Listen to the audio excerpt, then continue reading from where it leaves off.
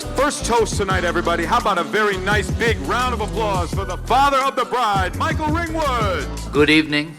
What a wonderful group. What an amazing venue. And what a joyous evening about to unfold. I'm Kate's dad. I have the pleasure and honor of sharing a few remarks, and I will. Let's start with this. Weddings, they're not like what they used to be. You remember? Everybody got married when they're 21 to 24. The parents decided everything. Date of the wedding, venue, who the priest was going to be, all those things. Doesn't happen anymore. Brothers and sisters always first in line to be maids of honor and grooms. And then the wedding couple, they could pick a few people. Guests, always guests at weddings. We're happy that has stayed true. But back in those days, they were mostly our parents' family, friends, and business acquaintances. And the bride and groom got to invite a few people too. Those days are gone. Those conventions from weddings have been pushed a little bit aside, but not everything. We're still all gathered here today. There's always vows of some sort that bind people together. And there are remarks by father of the bride. So with that in mind, what I'd like to do first is something very important. I want all of you to know in this non-conventional world that we have many hosts today. They deserve to be known. They deserve your applause. We've all come together to bring this wonderful day to you. Raise a glass of thanks to them, please. Marilyn Ringwood and John D.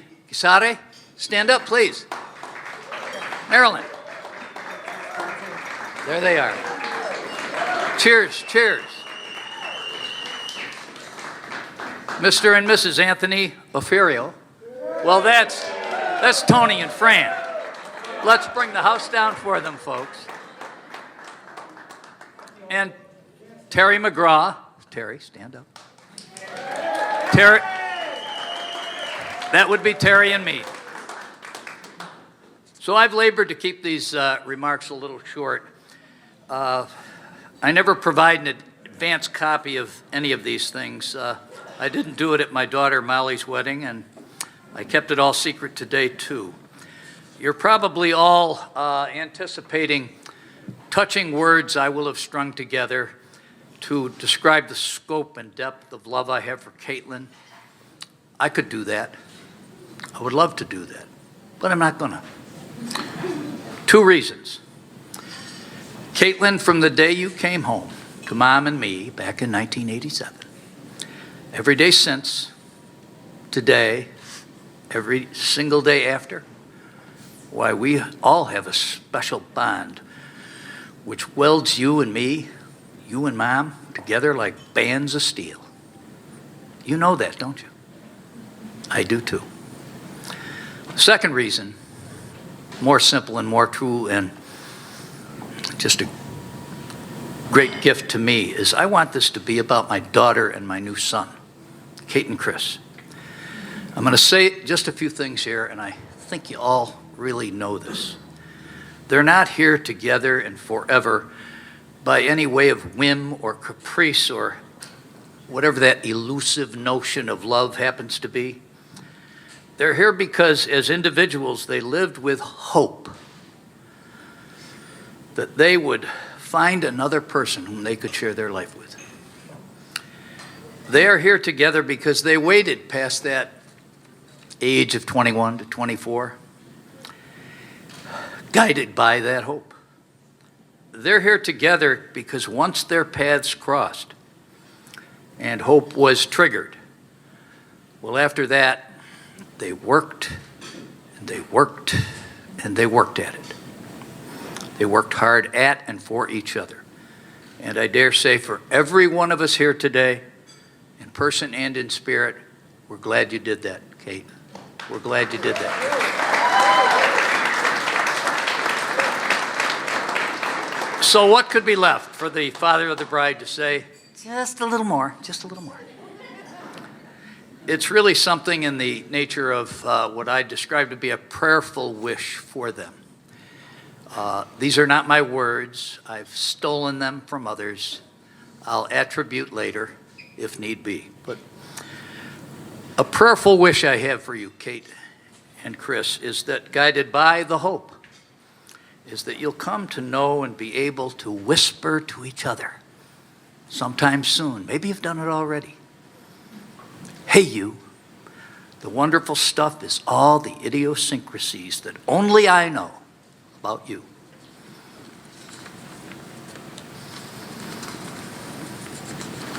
Hey, you.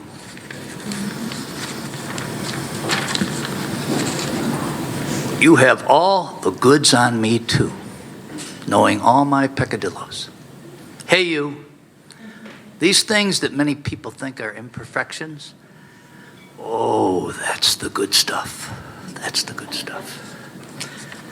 So, there will come a day, in another prayerful hope I have for you, when your days have been many and full, maybe you will think the life you have made and shared together, you'll think of it, smile, and realize something like this. When you were a tadpole and I was a fish in the Paleozoic time, and side by side on the ebbing tide, we sprawled through the ooze and slime, or skittered with many a caudal flip through the depths of the Cambrian fen. My heart was rife with the joys of life, for I loved you even then. That's you, and we love you for it.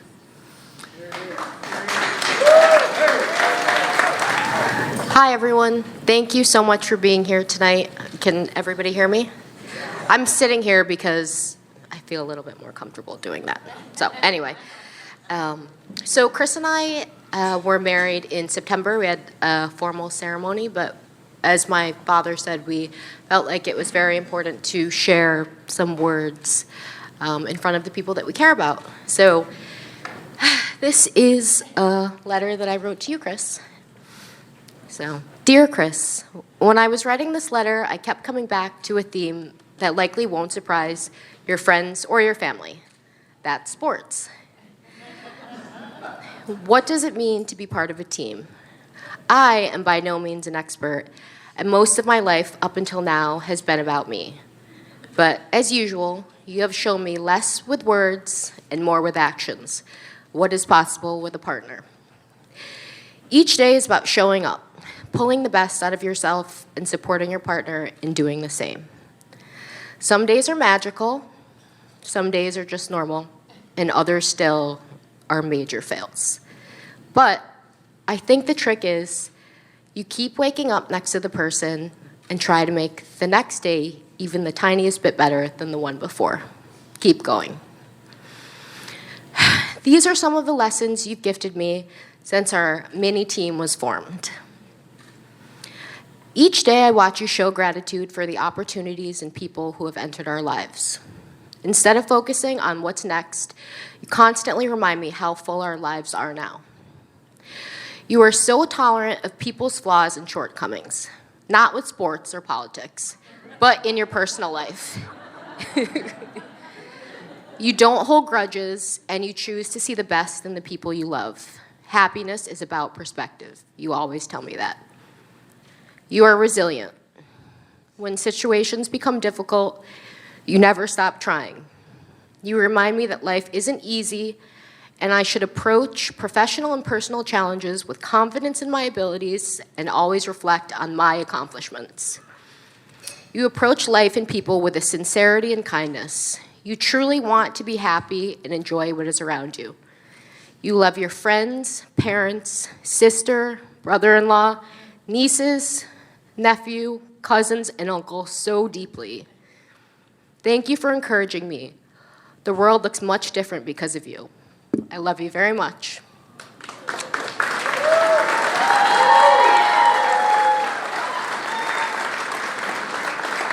You're up.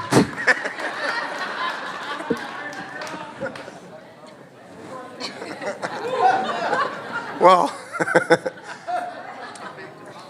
Actually, you teed it up for me a little bit, and hopefully it'll make sense when I'm done.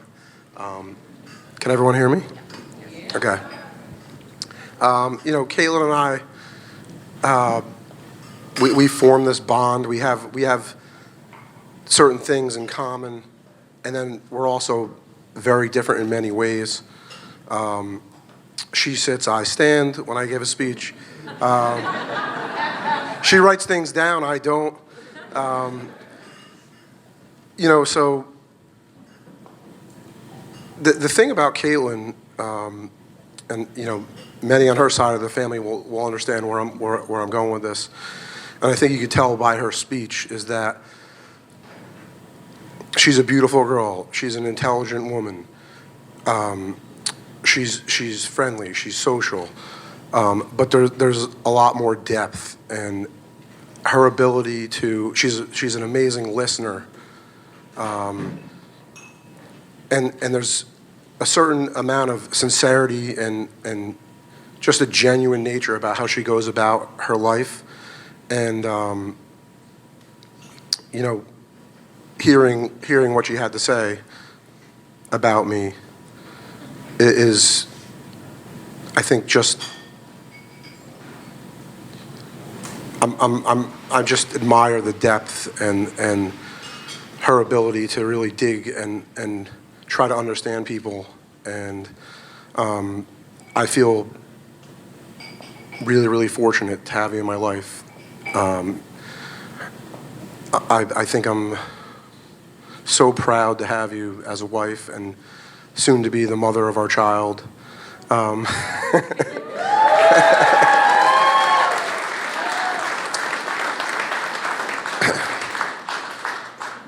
But the thing I think I want to point out, and probably one of my major flaws, is Kaitlyn's a really inward-thinking person.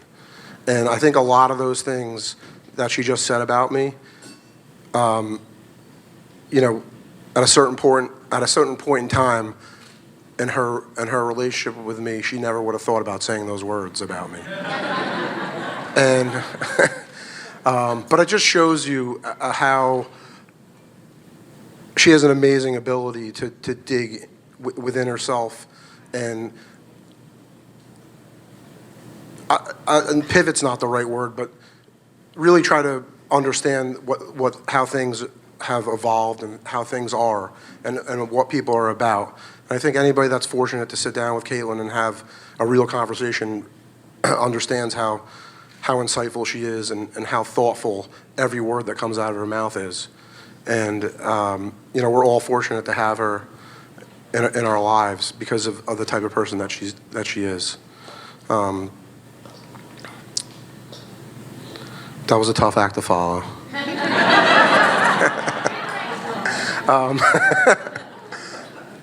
But I love you very much, and we have so much to look forward to. And this is only the beginning, and I'm really excited for what the future holds for us. And as you mentioned, our family. I'm so thankful to have Mike and Marilyn. I'm your son-in-law. For a while there, I wasn't sure if I was ever going to be able to say that, but and I also want to thank you very much, Mike and Marilyn, for putting on this venue for us and helping us out with throwing this party, because both Kaitlyn and I, this means so much to us to have all the people that we care about. It's more about having a good time with the people that we love and we care for, and the people that we want to be around. I love you.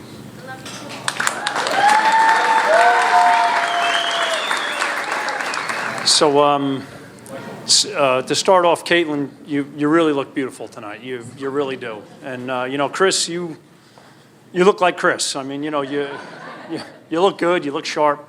Happy to be here. When my wife Heather and I first met Kaitlyn, you could tell right away that the way these two interacted with one another, that they were right. She was a very sweet, genuine person, and If he said something she didn't like, she let him know, straightened him out, and it was all good after that. I've known Chris for a lifetime, so I could tell stories for days up here. I think about Bret Hartman running home crying when we hit a bee's nest building a golf course in my backyard when we were kids. We never finished. I think about Ryan Berger starting fights at Basketball City. And then when the actual fight started, he's nowhere to be found and leaves Chris and I to deal with it. I think about Chris hacking golf balls out of the Nevada desert next to a sign that says, "Stay out, rattlesnakes," because he don't want to take a penalty stroke. Those are all funny, great memories, but what I really think about when I think of Chris, what it defines him to me is it's his passion. It's his passion for his family, for his life, for his friends, even for the junk teams he roots for, week after week. He doesn't let it go. And if any of you have ever met Mr. and Mrs. Afurio, you see where he gets it from. He's the best of both of them. They're two just like wonderful people that I've known my whole life, and they're like family. Now, through the years, I've had the pleasure of witnessing a lot of, we'll call them passionate, debates between Chris and his father. Now, I mean, it's a beautiful ballet of yelling, a lot of hand chopping, very questionable facts from both sides. Very questionable. And sometimes there's a little bit of cursing. Sometimes. And when it's over, it's over. It ends with a lot of yeah, okay, yeah, whatever. And and they're done. And it's funny, and it's really cool to watch. But seriously, Chris, we've been friends for over 35 years. So you're really my brother. That's how I see you. You're not my friend. You're my brother. I still remember like it was yesterday, playing baseball stars in your basement, on Beach Terrace, surrounded by literally every piece of infomercial exercise equipment that your mother could get her hands on at the time. It was unbelievable down there. It really was. You needed to hang upside down. There was a machine for that. Abs over there. Whatever you needed. But I'm going to wrap it up with I'm just very happy that the two of you are up here tonight. I know Chris, over the years, we've talked a lot about how you want to settle down. You want to have a family. You want that. And I'm just thrilled for you, for the two of you, that you now have that. And I love you, and I'm proud to be standing here next to you tonight. So with that, if everyone would raise a glass to Chris and Kaitlyn. May you guys have a long, happy, and beautiful life together. Cheers. Ladies and gentlemen, how about a nice round of applause for Albert?